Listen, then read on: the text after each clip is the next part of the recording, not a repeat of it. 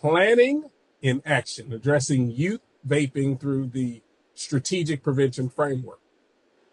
Well, for those who don't know me, my name is Derek Newby, and I'm your Region 6 PTTC Training and Technical Assistance Specialist. And today, we will explore how communities can use the strategic prevention framework, our field's most trusted roadmap, to tackle one of the fastest growing substance use challenges among youth today, and that's youth vaping.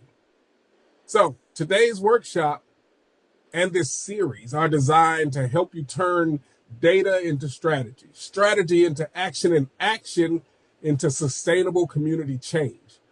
And we'll look at how each step of the SPIF can be applied in real-world vaping prevention efforts that many of you face.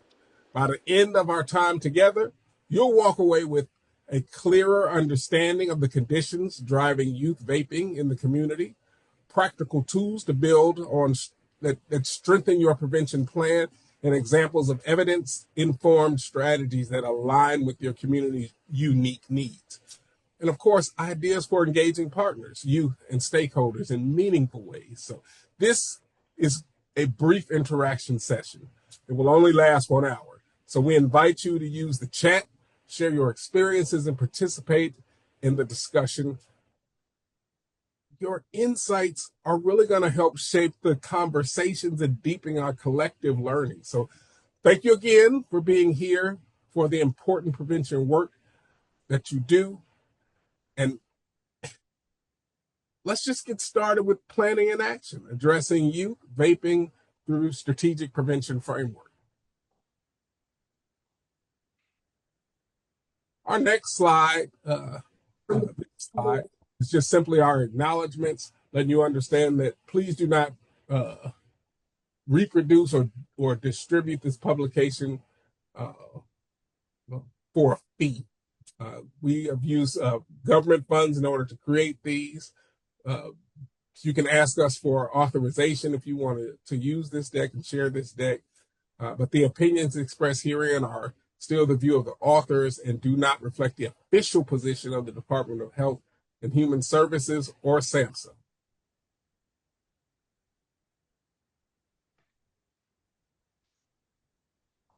Next, I have the privilege of introducing our speaker for you, Wanda Hudson. Wanda Hudson brings more than 25 years of powerhouse experience in substance misuse prevention, leading transformative communities and statewide initiatives that are grounded in the strategic prevention framework. She is a true force in this field.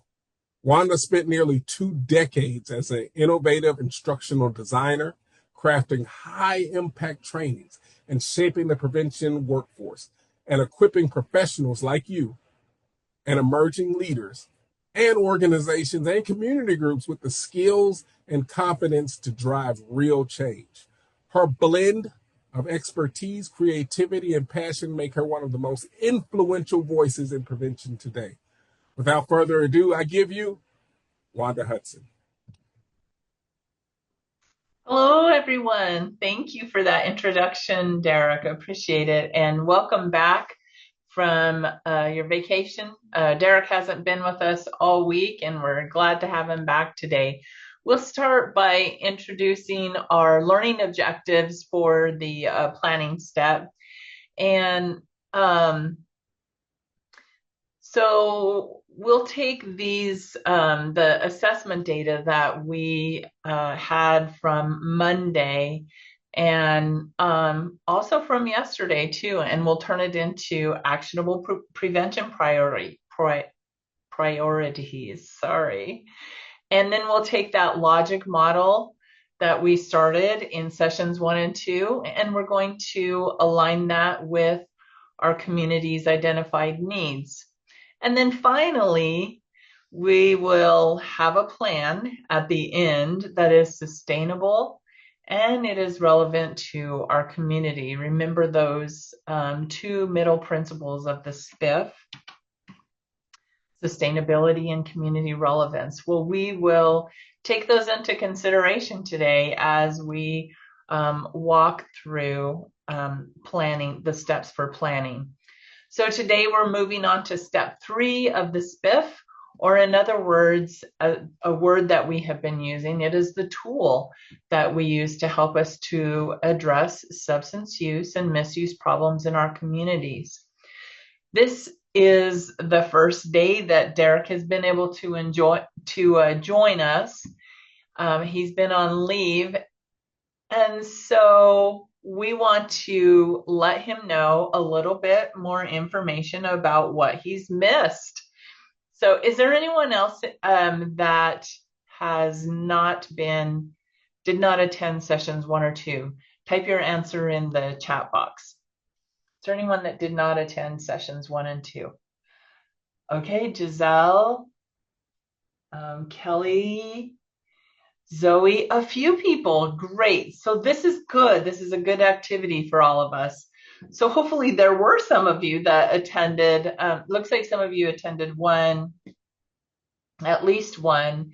So this is going to be a chat on sharing your gems of wisdom. So what gems of wisdom can you share from sessions 1 and 2 with those who were not able to attend those sessions?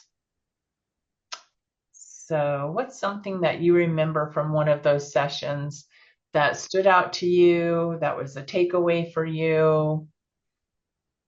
Maybe something like resources plus readiness equals capacity, or okay, gathering qualitative and quantitative data, assessing resources and readiness. What else? Looking Okay, at the community's readiness. yeah. Yes, follow See, the Julie data. say, follow the data. Yeah. That's been a big message. Yes.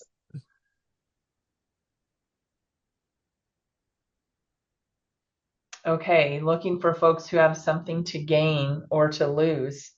Yeah, thank you for that because I really wanted that message to get across yesterday. Thinking outside the box for making community partnerships. Yes.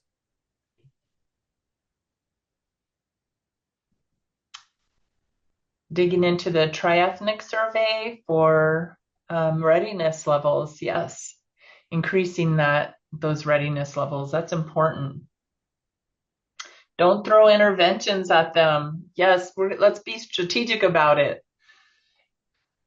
Ooh, qualitative versus quantitative data. I can see that Katie was on her job. That's right. That's right. And that is important. That good mix of data. And then we'll take one more. The logic model is the roadmap for our prevention effort, although I still barely understand logic models. Well, guess what? You're in luck because we're going to talk about them again today and tomorrow and the day after that. So, and logic models are not easy. And I don't know if those of you who may not have attended session 1, Katie and Nicole did let you know that we do provide logic model technical assistance. So if you need assistance with your logic model, putting it together, or just having someone look at it to make sure all of that aligns, Katie and Nicole are the people to contact, and you can email them if we can put their information, but for sure it's on the first PowerPoint that you'll be receiving and will be up on the website. And contact someone, contact Derek, he'll get you there. His information will be at the end of the PowerPoint today. So that is available. And oh, look at that, Nicole, you were right on it. If you need, I was hesitant to put your email in the chat box. I'm glad you did it. Thank you. So if you need logic model customized TA, email Nicole. Yeah, you just go ahead and email me. I'd love to chat with you. Thanks, Nicole, for hopping on there. All right, let's move on to planning. Thank you so much for sharing your gems of wisdom.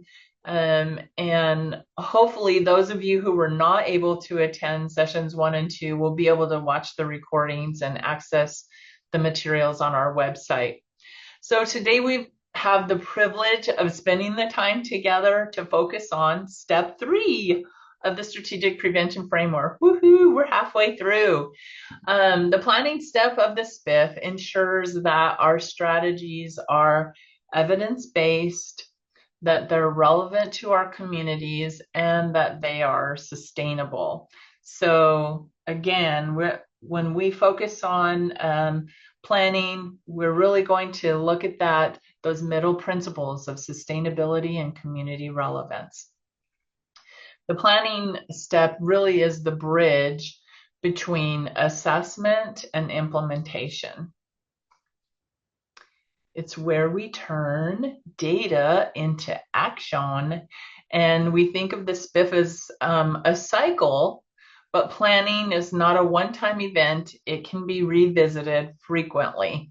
For example, it's in the planning step that you consider evaluation.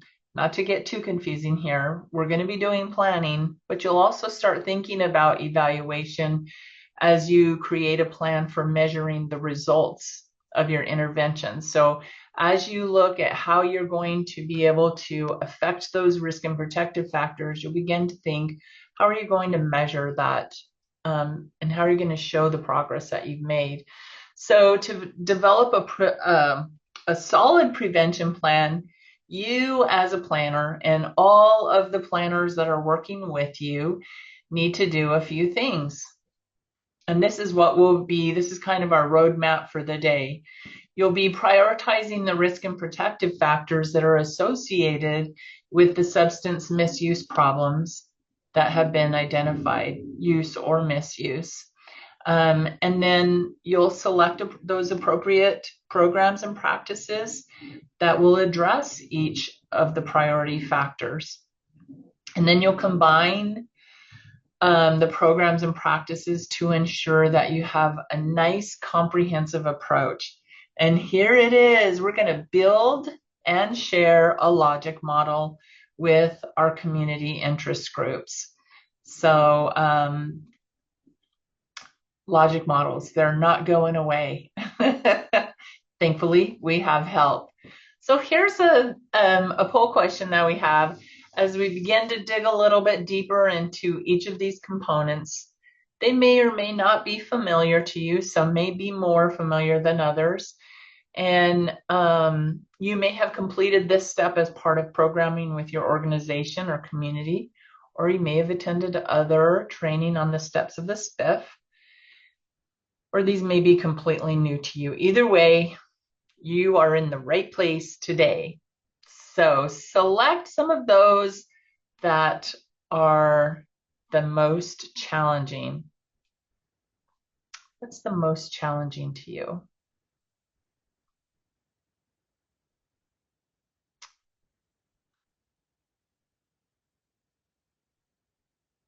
Okay, it's moving around quite a bit, but I would say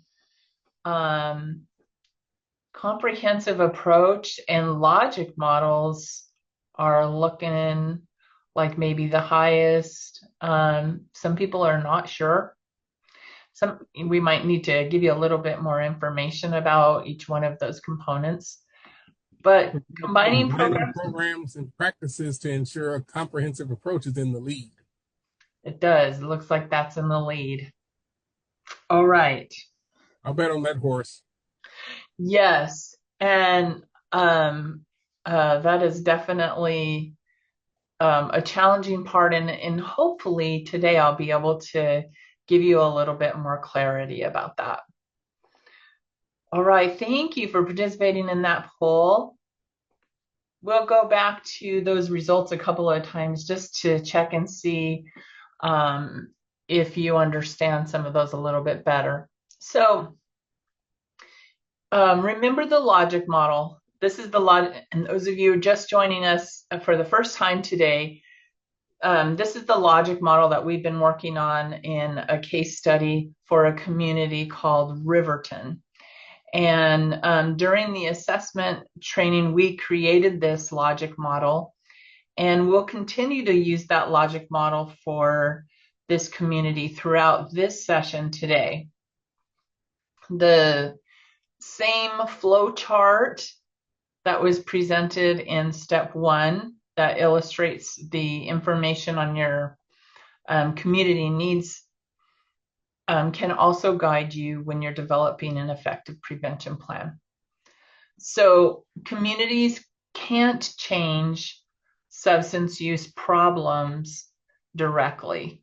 Instead, they need to address the risk and protective factors that influence the problem. And essentially, you're affecting both.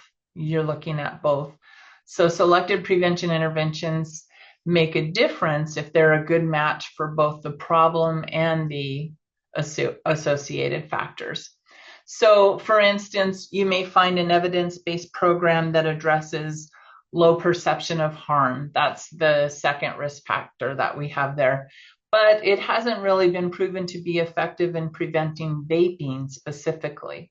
So that's what that means, is that you want your strategies to be a good match for both the problem and for the associated risk and protective factors. Okay, here we are at our first step in planning, prioritizing risk and protective factors. A few of you, how many, Derek? Let's see, 18% of you said that prioritizing risk and protective factors was challenging. So let's see if we can move that needle just a little bit. This is the first thing that you need to consider when you're developing a solid prevention plan. So prioritizing the risk and protective factors that are associated with the substance use problems that have been identified in the assessment. And those were those ones that were in the middle that we just saw in the logic model. Now, how do we translate assessment data into priorities? How do we get there? This is what we do. We use two different criteria, importance and changeability. Every substance misuse problem in every community is associated with multiple risk and protective factors, as you saw in the example in the logic model previously. Let me see, where did so no community can address all of the factors, at least not all at once. So we want to prioritize those. The first step in developing a prevention plan is to figure out which risk and protective factors to address first, which ones have the most importance, and which ones are the most changeable. Do you all remember what session? Here's a little trivia. When have we talked about importance and changeability? Was it in session 1 or session 2? We already talked about this once. Does anybody remember?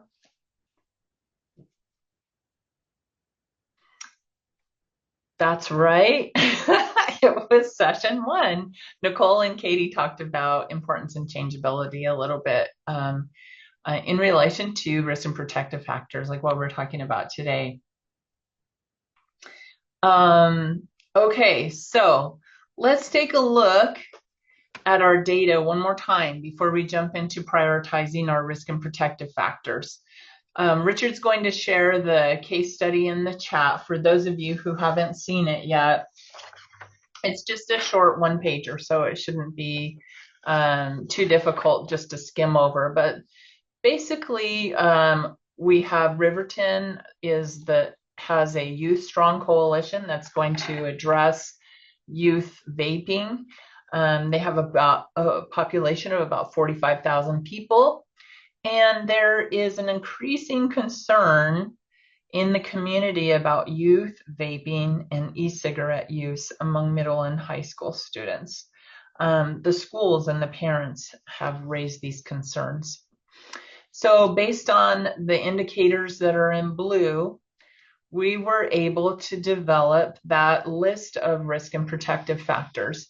Now, for the purposes of this, I think we determined that in both sessions that we may not have all of the risk and protective factors. We don't have all of the information. We don't even have all of the data. So for purposes of this training, we'll focus on those 3 risk and protective factors. So the one protective factor we had was because we determined that there was an after-school program. So we have that protective factor of school engagement. Let's take a quick look just to remind ourselves of what those risk and protective factors are before going into our next activity. So we've identified, remember that we're prioritizing risk and protective factors right now. We want to determine which ones are most important and which ones will be the most changeable, that we have the capacity to change in our community. So we have risk factor, high level of retail access. We have risk factor, youth's low perception of harm. And we have a protective factor of school engagement. So now what's left for our coalition to do is determine what we can actually do to impact that identified problem of 30-day nicotine vaping use among high school youth. If you take a look at the case study and the indicators, you may recognize other risk factors and possible protective factors. These are the ones we'll focus on today. Okay, so let's get into the first step that planners will do when working on the planning step. Over to the right, those should look familiar to you, right? Those are our risk factors that we chose and our protective factors. And then over to the left, you'll see some questions that relate to the importance criteria. So importance, what importance does is describe to us how a specific risk or protective factor will affect the problem. So how important is this, and how is this risk factor going to help us to address it? Is it going to move up to the top of the list because it's really important? It's really a high level risk. So to determine a factor's importance, ask the following questions. How much does this factor contribute to our priority problem? Is this factor relevant given the developmental stage of the focus population? And then, is this factor associated with other harmful behavior health problems? So after answering these questions, we'll determine if a factor is high importance or low importance. So let's just take one of these as an example, and we'll walk through the questions to help us prioritize. High level of retail access. Let's just use that one. So answer in the chat. How much does this factor contribute to our priority problem? So do you feel like that's high or low?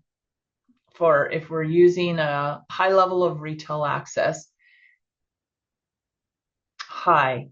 We had a 22% non-compliance rate. So yeah, high. Okay, Christine feels like that's not where they're getting it. Christine, can you tell us a little bit more? Where do you think they're getting it? On the internet, seems like a lot from their friends, from their parents, Okay. from their friends who are getting it legally, maybe. Yeah, that's a really good point. If we don't know for sure that's where they're getting it, that still is a really high non-compliance rate. We also saw that the parents, there were only about half of them believed that it was not good for youth to be vaping. So that could be another one.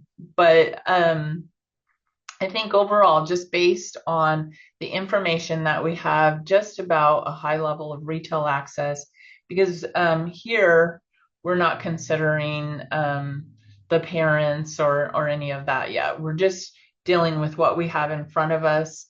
And based on that information, I think that many of you said high, and I would agree, but I don't think that you're wrong if you say low, if that makes any, not to make that any more confusing, but yeah, there's a lot of places where we know youth can access vapes. So how about, is this factor relevant given the developmental stage of the focus population? Do you think this is relevant to the developmental stage of the population that we're dealing with, high school? Yep. So mostly everyone said yes. Hi, hi, hi. Yeah. Okay. And then, is this factor associated with other harmful behavioral health problems? How does this relate? Some of the research that I saw on addressing retail access shows that it does also have an effect on social norms and perception of harm in youth. So we can say in this case that high level of retail access, if we addressed that, could also have an impact on low perception of harm. What else are you seeing in the chat box, Derek? Seeing a lot of yeses. I'm saying research shows that vape use can lead to tobacco use. So they tried to market it initially as vape use was going to be the deterrent. It was going to help people stop smoking. But what they've actually found out is that it increases the likelihood the person will choose tobacco in the future. So it's the gateway drug. Yeah, so for this risk factor and for all of those afterward, what we would do is go through these steps and determine, is it high importance or low importance? And in that way, prioritize the importance criteria. And then we'll move on to changeability and we'll do the same thing. So changeability describes, yesterday we learned about community capacity, and what community capacity is addressing and increasing our resources and readiness to be able to influence a specific risk or protective factor. So in changeability, we have these questions over to the left. And again, we'll be working on the high level of retail access. So do we have the resources and readiness to address this factor? We don't know a lot about this community. There are 45,000 people in the community, so it's a fairly large community.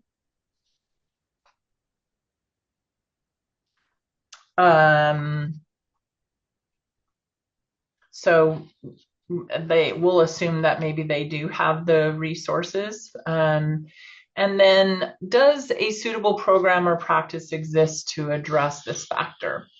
So we know that there are a few things that can address this.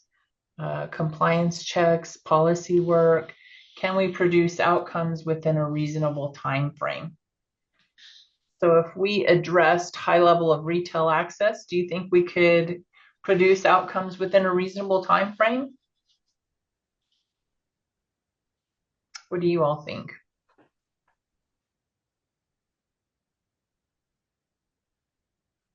Yeah, that's a possibility. Do we have some yeses or nos? So again, these are all questions that you really have to look at. You may have to even look more at the research.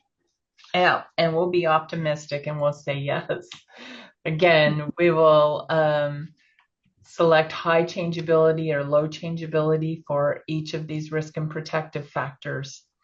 So ideally, the place where you want to be is at high importance. and high changeability. So we did it. We prioritized our risk and protective factors associated with vaping. So when we're developing a prevention plan, we're looking to prioritize risk and protective factors that are both high in importance and high in changeability. But if no factors are high for both, or maybe they're medium, like we saw in some cases, the next best option is to prioritize factors that are high in importance and low in changeability, since factors with high importance contribute significantly to the priority substance use problems. Addressing those factors is more likely to make a difference. And then it's easier to increase the changeability of a factor, like doing things to build the capacity, doing education and outreach and awareness, than it is to increase the importance. In some cases, your community may choose to address a factor with low importance and high changeability. Why do you think what might be the benefits to doing that? Low importance and high changeability. It's that low bearing fruit. Yeah, it's a quick win. Yep. And we're moving the needle. We're getting faster results. We'll raise awareness and hopefully some support for prevention in our community. And it also increases our capacity to be able to address more important factors in the future. So it kind of gives us a little jump start into addressing some of those, generating some sustainability. Great. So by a raise of hands, how many of you feel like we've moved the needle a little bit, at least, to help you understand what prioritizing risk and protective factors might look like? Or thumbs up or whatever. Okay, we have a few of you saying yeah. Okay, so that's it. That's what it looks like to prioritize risk and protective factors. Oh, there's the star. I forgot to click on that. That's where we want to be. Next is selecting appropriate programs and practices. Now, let's take a look at the next thing planners need to do when selecting their actual interventions. Again, we'll work with our coalition to identify our interventions, and this is going to help us to complete the information that goes in that last square, the green square of the logic model. What percentage selected this one? Let's see, selecting appropriate programs and practices. 13% of you, 12 of you selected, said that selecting appropriate programs and practices was challenging, the most challenging for you. All right, so now that we've prioritized the risk and protective factors, we'll begin to work on selecting interventions that address the risk and protective factors that we've prioritized. This is the criteria that we'll use for selecting interventions that have a positive effect. We want to have a positive effect on the risk and protective factor and the prioritized problem. So the first one is effectiveness of the intervention. Sometimes you'll hear that as evidence-based. Is the intervention evidence-based? Effectiveness measures the intervention's ability to produce positive and measurable outcomes. That's what we want, right? Ultimately. And then conceptual fit. Can anybody write in the chat, what do you think conceptual fit? Some of you may know this already. It ensures that the intervention targets the specific risk and protective factors that are identified in the assessment. And we'll go into that a little bit more. And then practical fit assesses if the intervention can be implemented with the current resources and community context. And then I would add one more, because we said that we would consider sustainability and community context within this presentation. I think I would add to this criteria also, is it sustainable? Does it have sustainable potential? It evaluates the long-term maintenance of the intervention, including funding and support from the community. So let's talk first about the intervention effectiveness. The effectiveness measures the intervention's ability to produce positive and measurable outcomes. It's the proof that a program or a practice can or cannot do the job that needs to be done.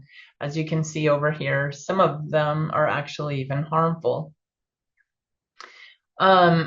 Whenever possible, prevention planners should select programs or practices that are evidence-based and that do have documented evidence of effectiveness.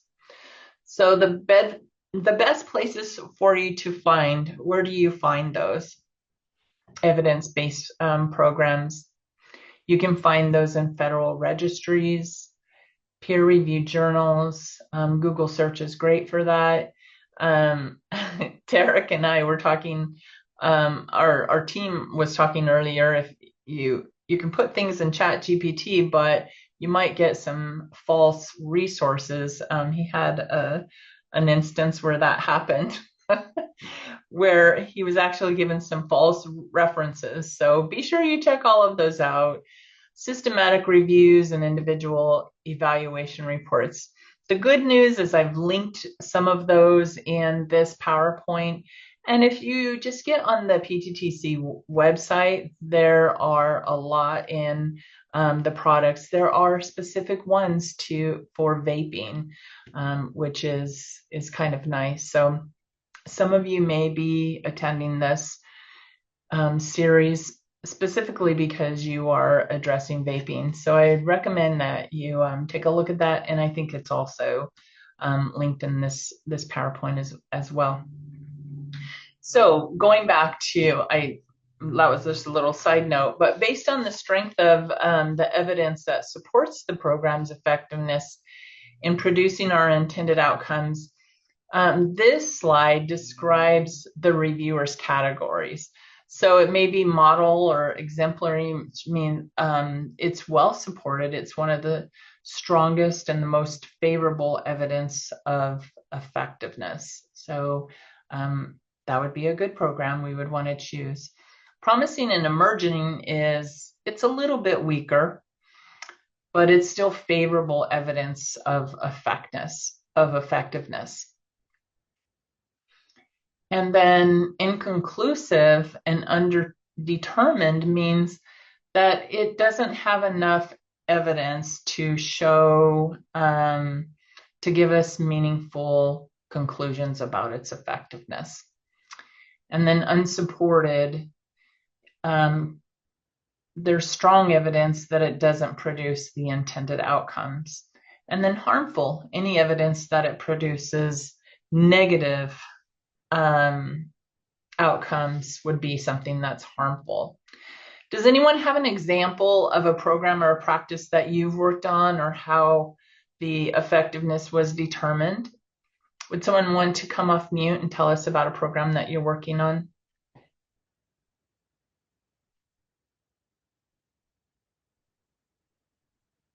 I'll go. This is Julie. Thanks, I'll Julie. turn on my camera. Wait, come on, camera. There it goes. I met someone at CADCA a couple of years ago, and he works at Stanford, and he introduced me to the Stanford Reach Lab curricula. And so we looked into that, and we actually wrote it into our PFS 24 grant. So we are currently doing the Reach You and Me Together Vape Free and Smart Talk cannabis curricula in all 8th grade health classes in our largest school district in our service area. So, and that is emerging evidence-based. I mean, it is evidence-based. It's from Stanford, but in the registries, it's considered emerging evidence-based. So, Wonderful. That's a great example. Thank you, Jolie. I appreciate that. Were you going to say something, Nicole? I see you coming off mute. Yeah, we did not plant Julie, but that's actually the intervention that Kyle's going to talk about on Friday. So thank you, Julie. Oh, yeah. Things have a way. totally not a plant. It was happenstance that we ended up implementing this in the school district because I was at a school health advisory committee meeting and I saw saw the director of nursing and student wellness had it up on her screen. And I was like, hey, we just wrote that into our new grant. And she's like, what? I said, yeah, we would be able to provide that free from our grant funding. And she's like, let's talk. And so, yeah, it was, again, being in the right place at the right time and not being afraid to just approach somebody and talk to them about these, which is not the easiest for me to do. But yeah, it's been a great program so far. We're almost one full semester in. We'll have the fourth set of curricula finished at the end of this week. Awesome. Well, please join us Friday, and I will let Kyle know that you've been implementing. Yeah, Sorry, Wanda, didn't mean to absolutely. take time And away I have to from that. say, if anybody's thinking about it, reach out to Stanford because they have been more than helpful. They are amazing to reach out to, and the support that we've gotten from them has been amazing. Great. That's wonderful. Thank you, Julie. And someone asked if you would add the name of the program in. Thank you. And it looks like we have information for the next CADCA forum. I'll be there. All right, you'll see Julie. Find her. Yeah, and if anybody has any questions about what it's like on the implementation side of that Stanford Reach, I'd be happy to put my contact information in the chat. And again, happy to answer any of those questions as somebody who's currently implementing.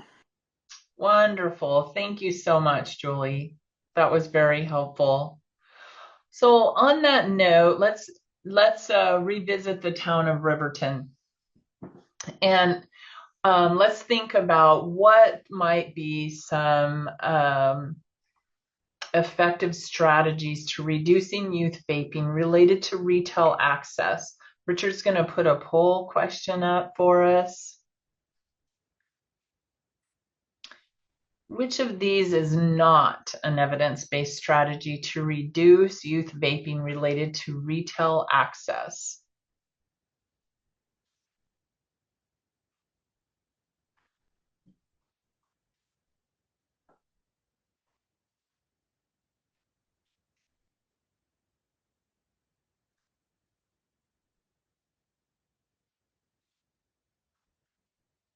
Remember that we're looking for evidence-based strategies.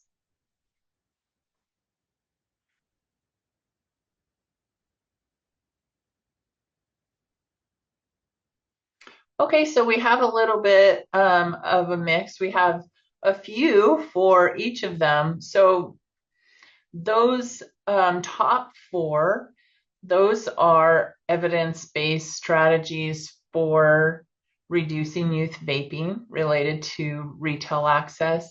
But the last one most of you selected is not. So 55% of you, 71% of you said launching a social media influencer campaign promoting vaping as uncool. It is not considered an evidence-based retail access strategy. So a good place for you to, again, I'll mention the PTTC website, pttcnetwork.org is a great place for you to just type in evidence-based strategies in the search bar, and you'll be able to get multiple lists of different strategies that are evidence-based. And again, I've added some to the PowerPoint in the resources.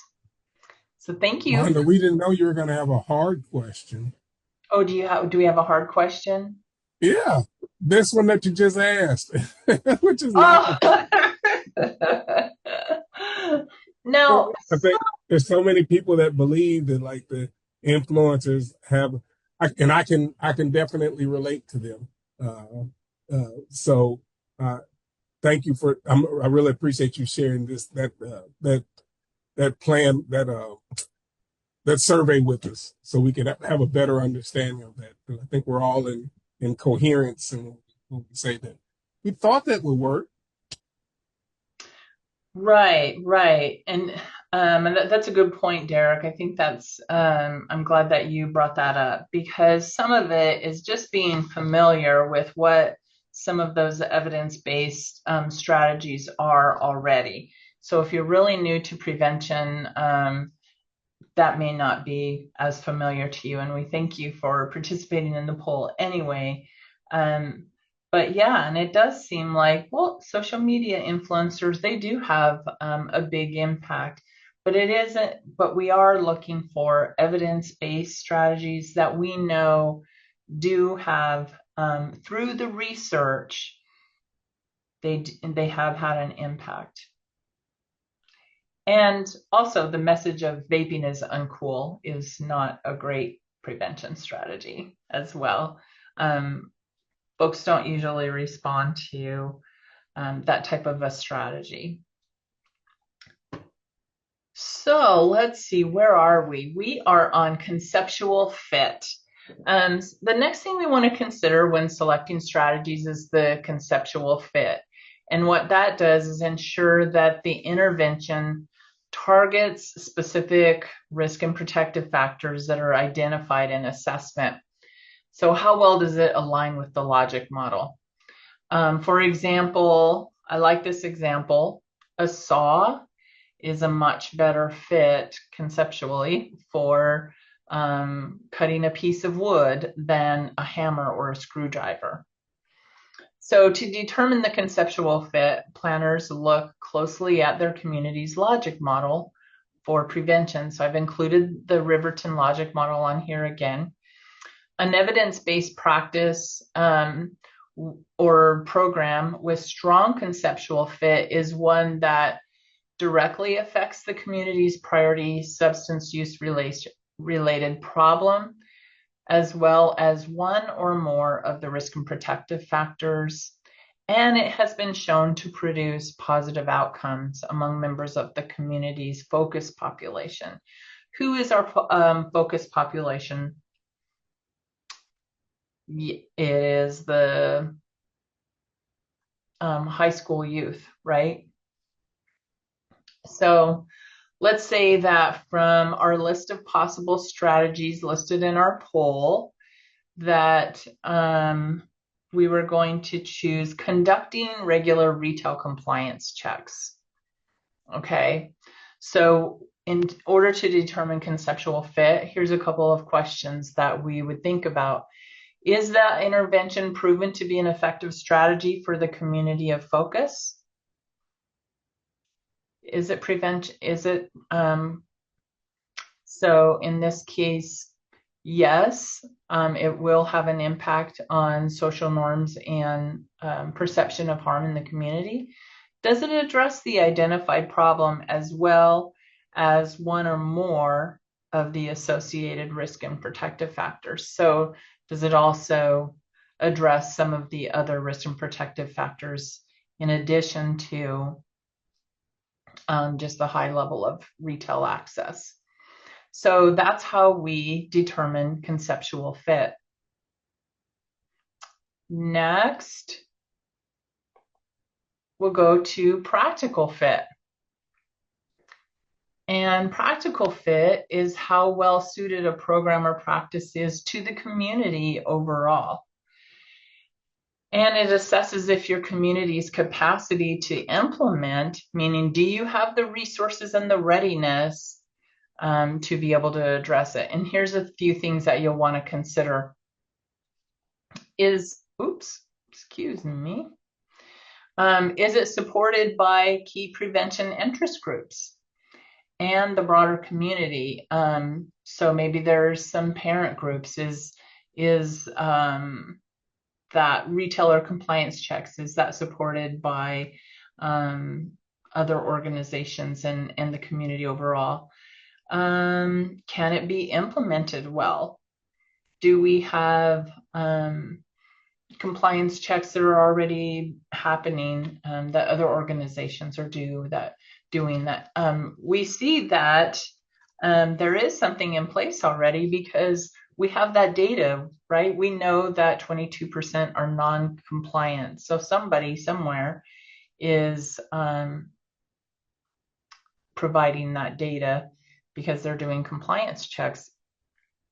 And does it complement the existing prevention efforts in the community? So basically, practical fit is our community ready, and do we have the resources? So let's take a look again at the interventions for retailer compliance checks. Does the community have the capacity to implement this intervention? We'll say that it possibly does, because we know someone is providing compliance data. Also, we've focused on 52% of the parents who have a low perception of harm, but we do have that 48% of parents who do believe it is harmful, and it is the parents and it is the school who has said this is a problem. So those definitely are some folks that might have some high readiness in order to address that intervention. And then, is there evidence that the intervention is relevant to the community? We don't really have too much information about that, but again, we have some of that data. We have the medical data. All of those things kind of lead to us believing that maybe yes, they do. Is there a connection to other interventions? And we talked about that again, that retailer compliance checks do contribute to a low perception of harm within the community as well. So selecting the best fit data. This is like that other slide that we saw for prioritizing risk and protective factors. This gives us the best place. So now that we've walked through the steps of selecting the best programs and practices,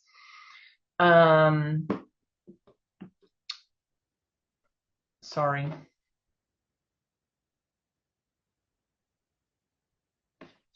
I don't know what I was going to say. Evidence-based programs and practices with both conceptual fit and practical fit and effectiveness. That's the best fit intervention. So to learn more about selecting programs and practices, I've linked to a great resource, the SAMHSA's companion tool, Selecting Best Fit Programs and Practices, Guidance for Substance Misuse Prevention Practitioners. That is going to give you a lot more information on this topic, and it is in the references at the end of this slide deck. So raise your hand if you feel that you understand a little bit more about selecting programs and practices. We went through that really quickly, and I know there's a lot more information, but do you feel like you understand it a little bit more than you did, or maybe you have more questions than you did? Okay, we have some thumbs up.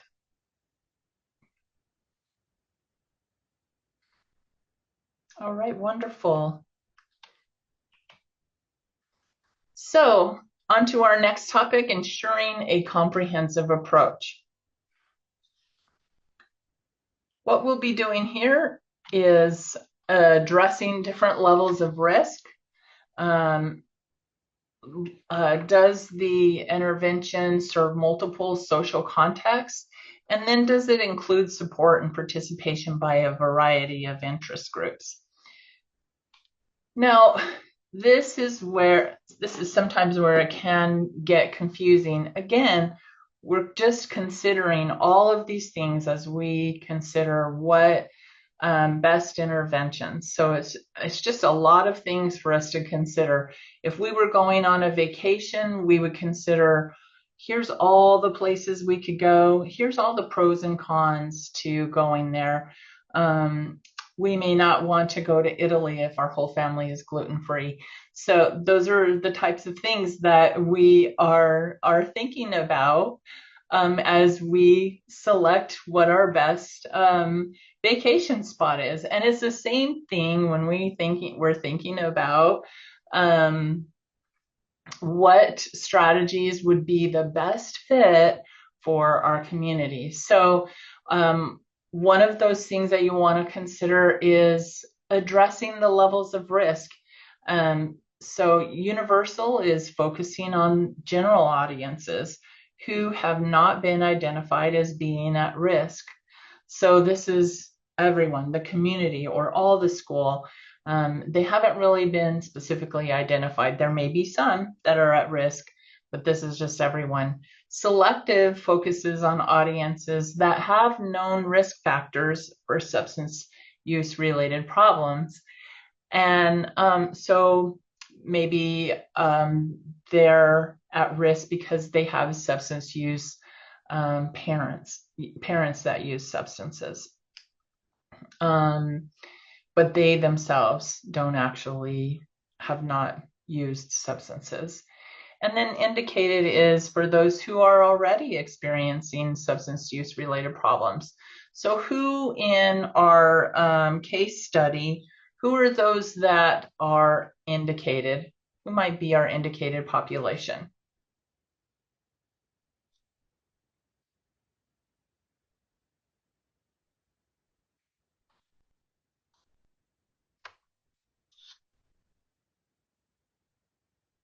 Okay, kids who have been caught at school. Yep. So it's those who we know who are using and are at the highest risk. So looking at these different types of strategies,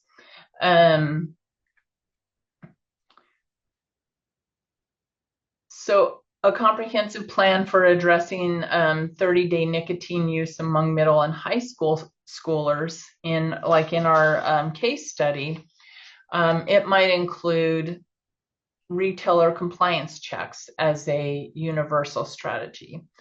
A school-based program that addresses vaping use for 7th, 8th, and 9th graders would be a selective.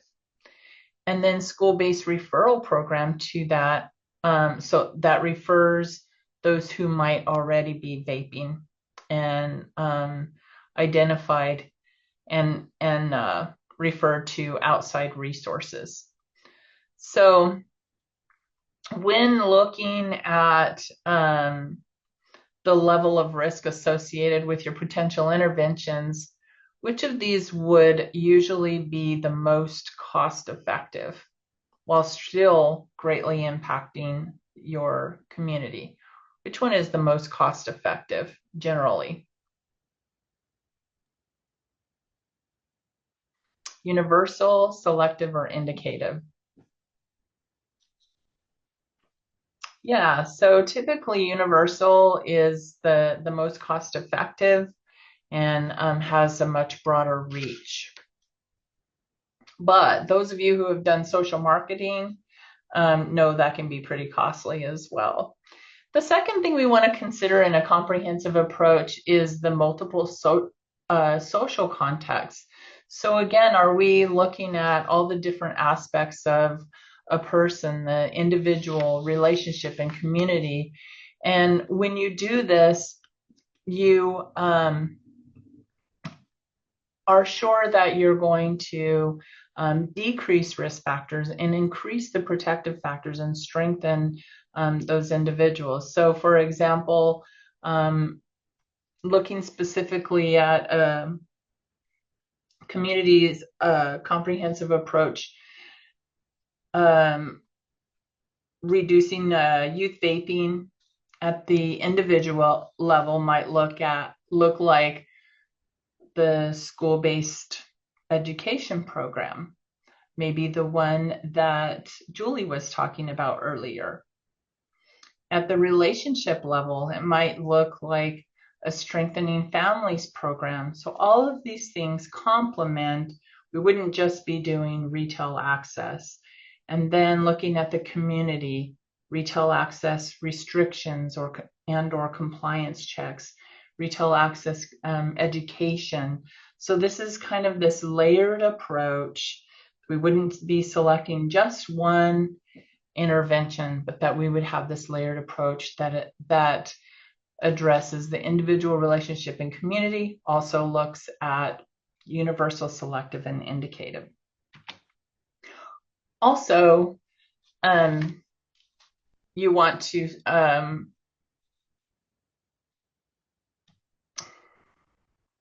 remembering that this is part of ensuring a comprehensive approach includes how are the strategies going to be supported by the community and the interest groups and the community as a whole. So the focus population, so what type of access to data do they have? What kind of expertise in gathering and using data? This is kind of taking us back to capacity building. What kind of capacity do those individuals have for raising awareness? Does this individual or this organization have the authority to allocate resources such as government officials? Do they have the connections to the focus community? So maybe the schools, they have more of a connection to the youth.